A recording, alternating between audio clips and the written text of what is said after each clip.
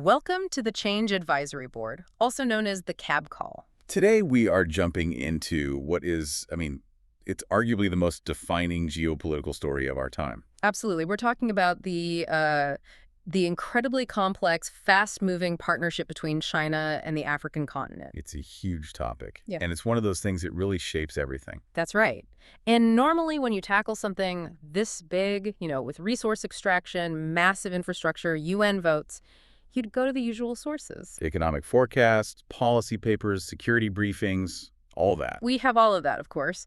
But today, for this deep dive, we're adding a different kind of measuring stick, something much, much older. We're trying to get beyond just the profit and loss statements, beyond the diplomatic press releases. We're going to use the foundational moral ideas of Freemasonry, this historical global system for building character, to actually gauge the integrity of modern statecraft. Which is a fascinating lens, and our source material is pretty varied. We've got sources on the little-known history of Freemasonry in both China and Africa. We have outlines of China's 4 strategic pillars for engagement on the continent. And, crucially, we have a real-time stress test, the recent turbulence in the Great Lakes region, specifically that fragile and, frankly, failing U.S.-brokered peace deal between the DRC and Rwanda. So our mission today is really a kind of philosophical and geopolitical test. We want to get past the usual talk of win-win cooperation and ask a much deeper question. How do China and African nations actually meet on the level, act by the plumb, and part upon the square? In other words, are they really dealing with each other based on equality, on moral uprightness, and with integrity in all their deals? That's the lens we're going to use to judge this whole thing. Necessity versus virtue. Let's get into it. Okay, so let's unpack this. It's an unusual comparison, but I think it's a necessary one. We have to start with the moral blueprint. For a lot of you listening, especially in the West, you might be familiar with the history of the craft in Europe or North America. But its history across China and Africa, that's often a complete unknown. So let's just, set the scene. The history of Freemasonry in China is really a story of global trade, of colonial power, political survival, and ultimately of separation. It started in those ancient trading posts where Europeans first got a foothold. And when you say ancient, you mean really early on, right? In terms of Western groups getting to the east. When did that first light actually shine? The very first light was in Guangzhou, what was then called Canton, back in the late 1700s. We're talking about Amity Lodge number 407, founded in 1767. Wow, 1767. Yeah, under the English Grand Lodge. That's remarkably early. It really speaks to how important those trade routes were even centuries ago. It shows you, wherever British trade and military went, the craft it followed almost immediately. But that early start, it wasn't sustainable, was it? No, it wasn't. It suggests how hard it was to establish a Western fraternal group in a society that was, by design, pretty closed off. So what happened? Well, that first lodge faced a lot of challenges, and it eventually met what Masons call going into darkness. That happened in 1813. So it lasted for a while. It did. Amity Lodge met for 46 years, which is a significant run, but its end was actually due to politics back in London. The 2 rival English Grand Lodges united, and for some complex bureaucratic reason, Amity Lodge's charter just wasn't renewed. So it wasn't really a failure in China, but a failure of recognition back in England. Exactly, so it just disappears for a while. And what brings it back? The world obviously changed a lot over the next 50 years. The resurgence lines up perfectly with the massive expansion of Western power in the late 19th century, the era of treaty ports and concessions. By 1886, the growth was huge and very structured. So we're talking multiple lodges by then. Oh, yeah. You had 13 English lodges, 4 Scottish, 1 American, and 1 Irish lodge. Mostly in Victoria, Hong Kong, and the various Chinese treaty ports. It wasn't just a British thing anymore. It was a global community of merchants and diplomats. And it's important to remember these were foreign lodges for foreign nationals mostly, but the seeds were definitely being planted on Chinese soil. Indeed. And then as we get into the 20th century, especially those really chaotic years before the communist takeover, the center of gravity actually shifts. Before 1949, the lodges were mostly chartered under the Grand Lodge of the Philippines. The Philippines. That's interesting. It suggests a more regional Asian autonomy for the craft, not just direct control from Europe. Precisely. And that regional strength is what allowed for a huge step towards self-determination. The founding of the Grand Lodge of China, the GLOC, in Shanghai in 1949. A moment of real hope for Chinese Masonry, I'd imagine. A profound one. But the timing, 1949, meant the GLOC couldn't stay on the mainland. It's a classic story of political reality overriding fraternal goals. So it had to survive by moving. That's the key. The GLOC continued after 1949 by relocating, and it's now based in Taiwan. That's where the recognized organization is today, keeping that history alive, even though it's geographically separate. Now let's touch on something that always comes up in these discussions, the question of other Chinese fraternal groups. There's this persistent curiosity about a connection between Freemasonry and other Chinese societies. Yes, specifically the Tiandihui, the Heaven and Earth Society, or the Hongmen, which some people might know as the Triads historically. Right, and these groups have their own deep history, their own rituals, their own structures that, on the surface, they look a bit similar to Western fraternities. They do. Secrecy, mutual aid, symbols, hierarchy. The Right. sources confirm this is a constant topic of discussion among Masons. Now, there's no definitive historical proof of a direct link, a charter being passed from one to the other. But the philosophical overlap is there. It's undeniable. The existence of societies like the Tiandihui just shows you that the human impulse to create these structured, moral fraternal groups is universal. It's not just a Western thing. It suggests that the desire to meet on the level and have a shared moral code is just part of human social organization, which is exactly why we can use these tools to look at what's happening today. Exactly. Okay, so now let's pivot to the other continent in our deep dive, Africa. The history of the craft here is just as complex, and it's deeply, deeply tangled up with colonialism. But the modern story is one of real vitality and local control. That's a crucial distinction. Yeah. Historically, Freemasonry in Africa didn't develop evenly. It was really shaped by the political attitudes of the European colonial powers. So if a colonial government back in Europe was anti-Masonic? Then the progress of the craft in their African territories was often stifled or just banned outright. It was that direct. And the whole landscape was complicated by different jurisdictions, right? Not all European lodges were seen as regular by the mainstream ones. That's a critical point for you to understand. A lot of the early non-British lodges were set up by what are called the Grand Orients of France, Belgium, and Portugal. And these groups are generally not recognized by mainstream Masonry. Why not? Because they dropped the requirement for members to believe in a supreme being, and they allowed open political and religious debate in their meetings. Which means they might not adhere to the same universal moral landmarks we're using as our measuring stick today. Exactly. And even today, a few of those Grand Orient lodges still operate in former French territories, with more of a focus on philosophical debate than traditional craft work. Yeah.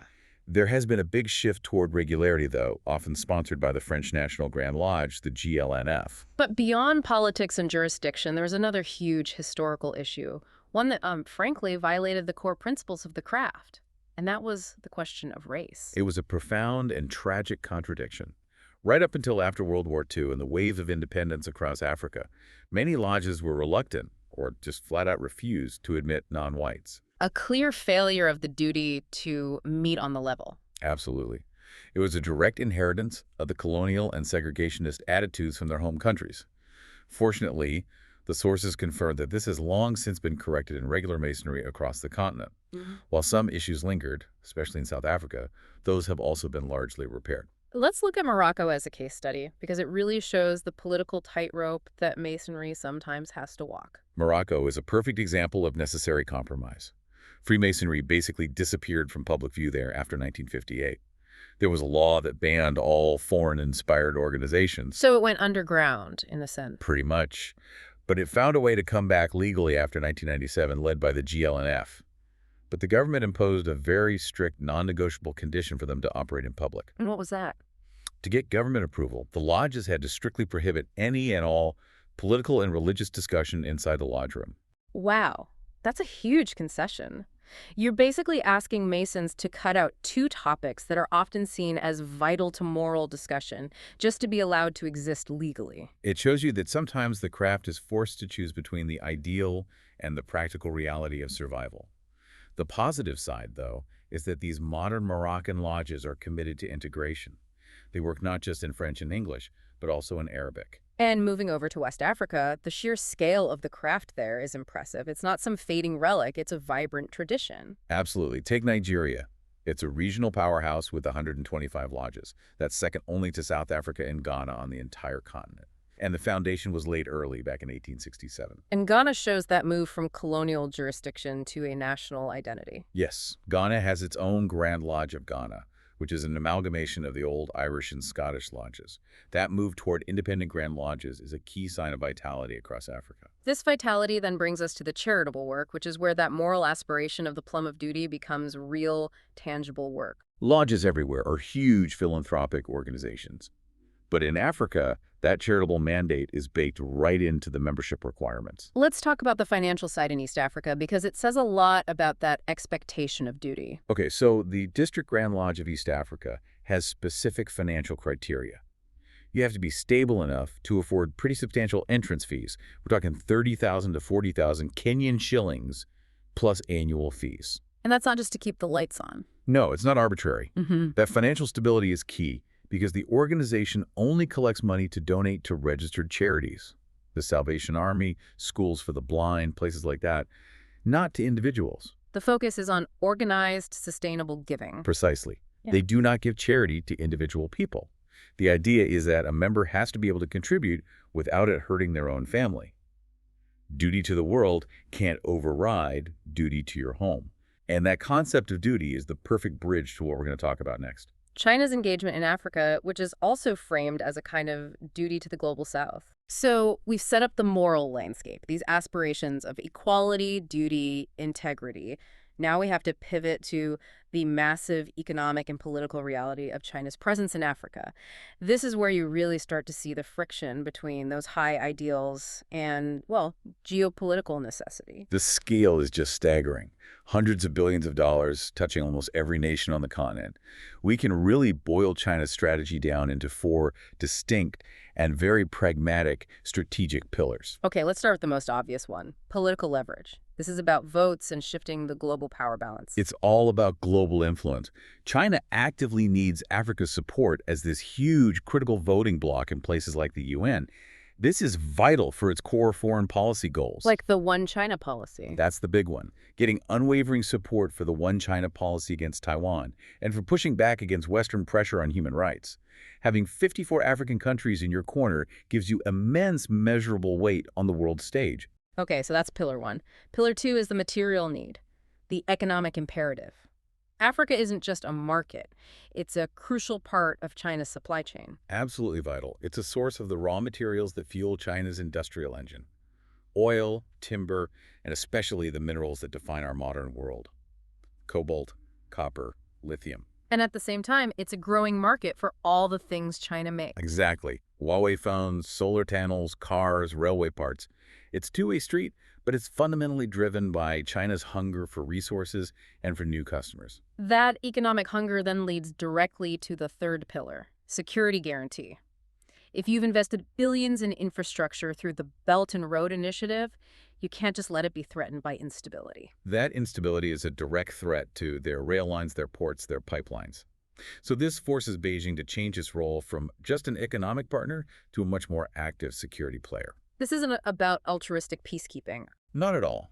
It's about pragmatically protecting their own projects, their loans, and the hundreds of thousands of their citizens working in Africa. They're becoming a security guarantor out of sheer necessity. And the fourth pillar is maybe the most ambitious, the ideological showcase. This is about proving the superiority of the Chinese system. China is effectively using Africa as a live demonstration to promote the success of the China model. Which is modernization without westernization. Exactly. It's an offer to African nations, many of whom are really wary of the strings attached to IMF loans and Western aid. It's a non-democratic, authoritarian prototype. It lets Beijing argue that you don't need things like multi-party democracy or free institutions to achieve economic progress. It props up their own system back home. So these 4 pillars, they all feed into the narrative that China promotes, this idea of an interdependent partnership. And the sources say this isn't just talk, it's a reality built over decades. Well, China consciously took a different approach than the West. They spent years building relationships, building actual tangible infrastructure. They offered capital and technology for industrialization.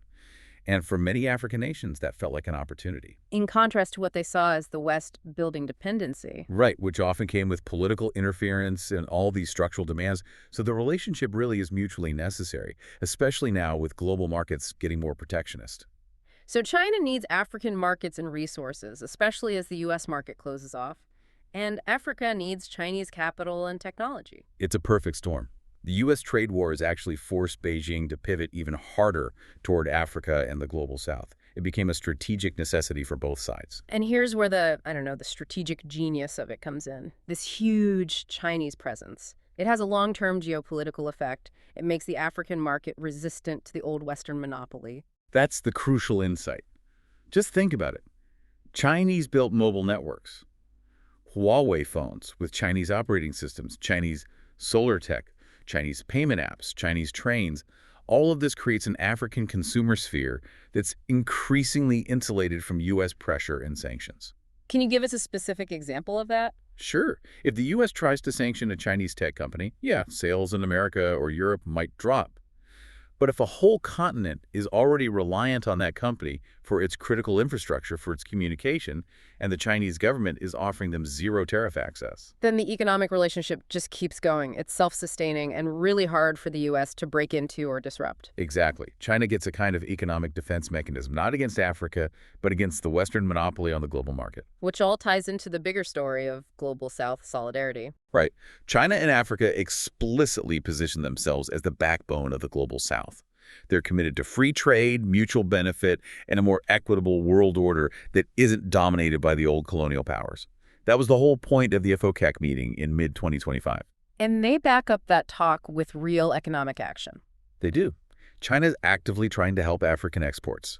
The big one is that Beijing now offers zero tariff treatment for basically everything from 53 African countries. That's a massive, quantifiable benefit designed to reinforce that narrative of mutual assistance. So we have this picture of a high-level strategic partnership, but the reality on the ground, as you know, it's always messier.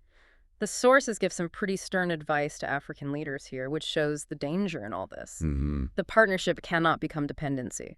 And that's the pragmatic counterbalance to all the solidarity talk. African leaders have to be strategic. They have to demand that local labor is used, that local people are trained to code and service the technology. The technology transfer is a contractual right, not just a vague promise. The core challenge is making sure the value generated from African resources and labor actually stays in Africa. Exactly. If all the value just leaves every month, if you're just exporting raw materials and importing foreign labor and tech without learning how to do it yourself, that's not interdependence. That's just a new form of resource extraction. It looks a lot like the old colonial relationship. And this fragility, this risk, it's most visible in the ongoing chaos in the Democratic Republic of Congo. The DRC is a perfect storm. It's incredibly rich in those critical minerals, cobalt, copper, lithium, that China absolutely needs for its economic pillar. But the conflict there, it threatens billions in Chinese investments. It's the primary flaw in China's security guarantee. And this is where we have that specific, crucial data about the failed DRC-Rwanda peace deal that the U.S. brokered in December of 2025. This really shows how these outside geopolitical games clash with all the ideals of partnership. The whole chess game is right there in the open. The timeline tells you everything. The DRC and Rwanda signed this deal, praised by U.S. officials as historic, in Washington on December 4th, 2025. The U.S. presents itself as the great peacemaker. But analysts on the ground were immediately critical. They saw a deal for U.S. interests, not a peace deal for the DRC. Skepticism was immediate and intense. Analysts said, look, the fighting hasn't stopped, and this deal seems to be mainly about opening up access to mines and mineral wealth, including the ones controlled by the M23 rebels. It looked like a resource grab disguised as a peace deal. And the fighting on the ground proved them right almost immediately. The collapse was instantaneous. Days before the signing, M23 was already launching attacks.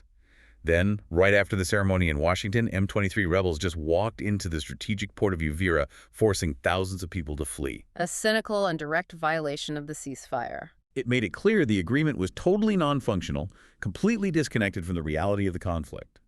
The final admission of failure was the DRC's own diplomat, saying sanctions were now needed to salvage the U.S. peace push. So this chaos in the DRC is the perfect stress test for the integrity of China's 4 pillars. And for the moral principles we want to apply, I mean, how can a partnership be on the level when the very resources driving it are creating this kind of violent mess? And that brings us to our core challenge. We're taking these lofty universal ideals from a moral fraternity and applying them to the messy, self-interested world of statecraft. First, let's just define our geopolitical measuring tools precisely. Okay, first, meet on the level. The level is the symbol of equality.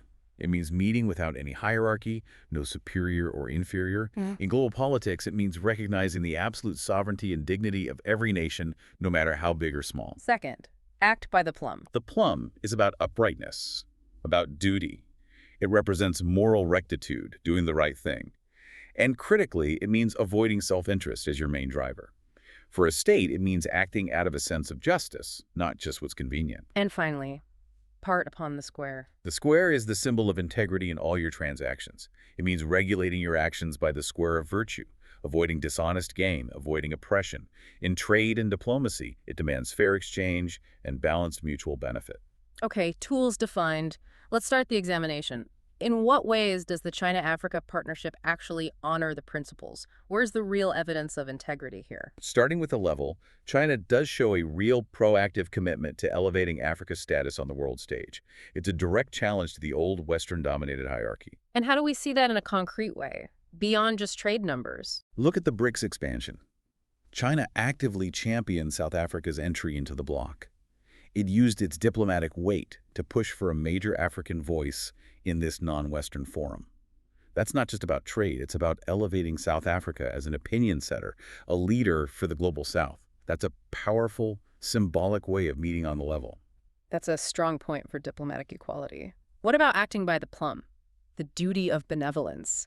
How can a state-driven economic strategy be seen as a moral duty and not just pure self-interest? This is where you have to interpret benevolence at the state level. The policy of mutual assistance, of providing momentum from China's own modernization, can be seen as fulfilling a duty to the global South. China frames its rise as a shared opportunity. So the zero tariff policy and things like that, they fall under this. Exactly. The zero tariff treatment for 53 African countries, the cooperation in green tech. This aligns with the idea of providing support to those who are structurally disadvantaged in the current global system. It's a kind of organized benevolence designed to lift up partners without the political strings the West often attaches. It's the duty of a rising power to help its partners. In their narrative, yes, a duty to the collective. And finally, parting upon the square. Fair exchange, balanced benefits. Where's the integrity in these huge deals? Well, the very language China uses, interdependent, win-win, is a rhetorical commitment to the square. It's a public acknowledgement that mutual interests have to be served. But integrity is more than just talk. It's about what actually happens. Precisely. And that commitment holds true if, and this is a big if, the African nations successfully negotiate and enforce local benefits. If they demand and get technology transfer, local labor, local servicing capacity, then the exchange is on the square. Both sides benefit. The stated policy is mutual benefit. The execution is what's constantly being tested. Okay, that paints a pretty idealistic picture. But we know every geopolitical relationship is driven by necessity and self-interest. So now let's use the same tools to find where the relationship disregards the principles. This is where the difference between a fraternal ideal and a nation-state becomes really stark. This is the critical test. Let's go back to the level. We talked about the honor of BRICS membership, but where does it fail to meet on the level? The disregard seems to be baked into the power dynamic itself. I mean, the sources explicitly warn African leaders to make sure the partnership doesn't become dependency. That warning is a huge red flag. That warning implies a constant, fundamental risk of returning to an unequal power dynamic, and that immediately undermines the whole idea of meeting on the level. When one nation has overwhelming economic power and the other has resources and emerging markets, the relationship is inherently hierarchical no matter what you say at the UN. And China's own internal needs, especially security for the BRI, they reinforce that hierarchy. Yes. China's strategic interest in protecting its investments can, and often does, lead to actions that prioritize Beijing's security over local political autonomy. They act as an imperial stabilizer for their own projects, which puts their security needs above the sovereign rights of the host nation. That's a clear failure to treat your sovereign equal as an equal. Okay, let's move to acting by the plumb duty and moral rectitude. Here, the geopolitical ambitions seem to be in direct conflict with the philosophical duty to uphold free institutions. This is the core philosophical contradiction of this whole deep dive. Yeah. China's promotion of the China model, modernization without westernization, is an explicit ideological prototype for non-democratic nations. This prioritizes the stability and interests of the Chinese state system above all else.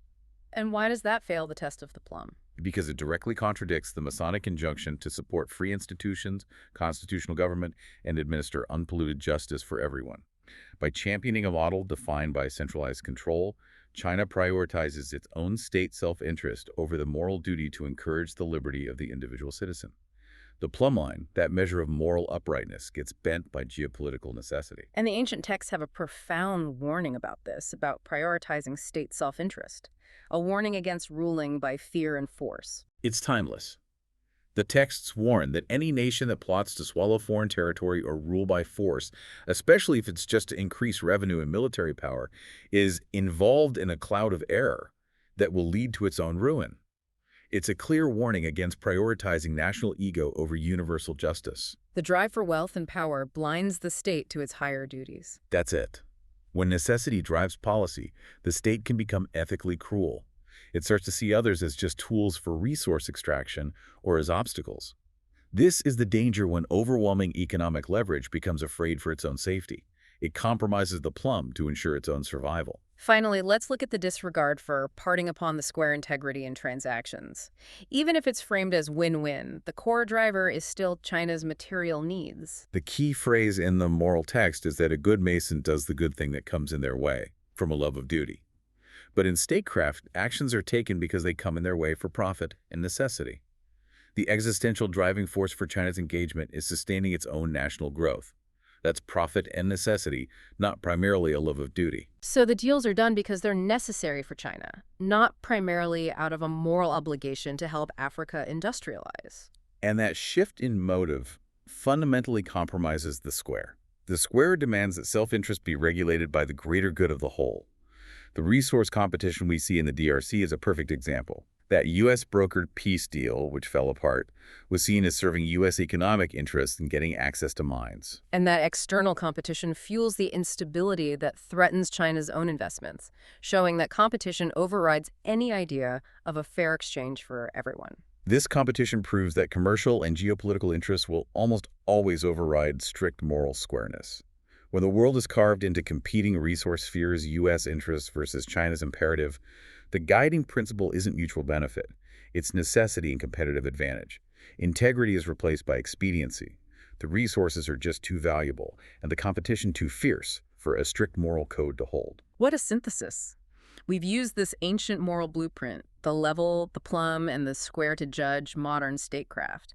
And the results are, well, they're complex and contradictory.